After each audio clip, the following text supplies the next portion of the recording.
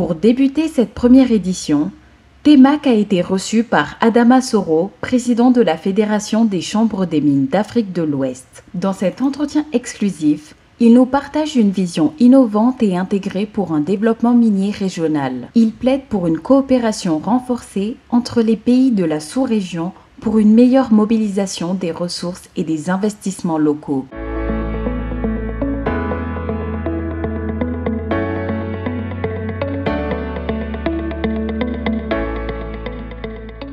Une fédération qui a été mise en place en 2017 au Ghana, à Accra.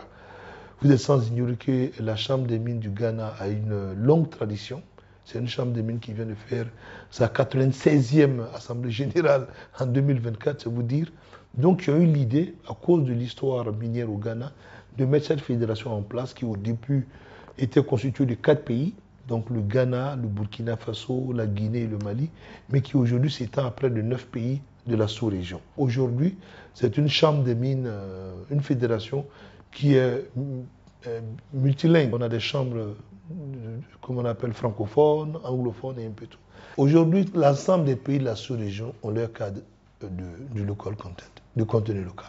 Essentiellement, qui adresse les thématiques de l'approvisionnement local et de l'emploi local.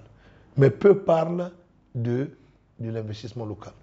Tantôt, je vous ai parlé de la possibilité aujourd'hui de mobiliser les ressources financières régionales.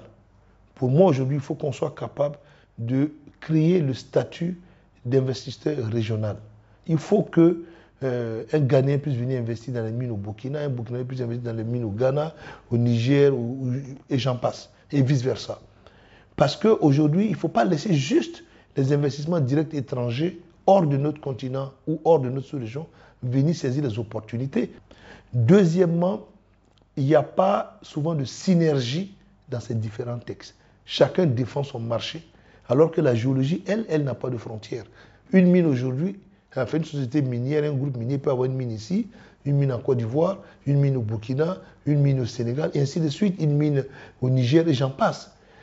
Il faut qu'on puisse mutualiser sur cet état de fait-là, cette considération régionale-là, pour permettre qu'au niveau de nos législations du contenu local, on puisse créer aussi un environnement qui fasse la promotion comme on appelle, des capacités régionales. Je m'explique, pour vous donner un cas concret. Toute la sous-région, en tant que marché, quasiment importe la chaux hors du continent.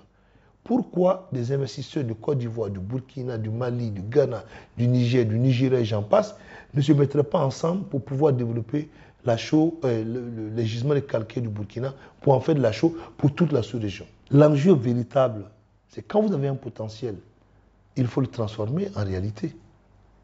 Pour pouvoir transformer un potentiel en réalité, vous avez besoin au moins de 3 choses.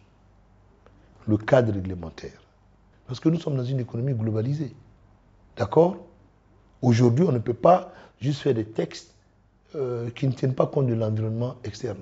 Le numéro 2, c'est les capacités internes, endogènes, qui se trouvent sur le plan financier, matériel, technologique et humain. Si on veut développer nos ressources selon notre propre vision, comme on dit, la main qui donne, c'est la main qui ordonne.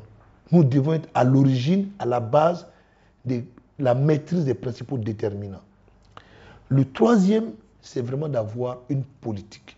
Pour ne même pas dire souvent une doctrine minière.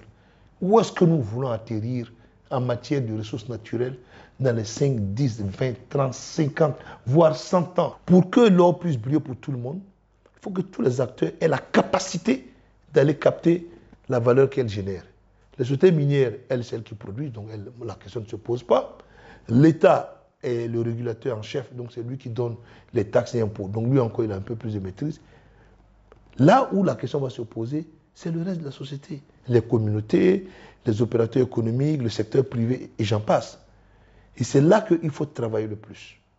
Mais ça veut dire que quand on va avoir de plus en plus de Ouest-Africains, d'Africains qui eux-mêmes vont investir dans les mines, la question de la répartition même ne se posera plus.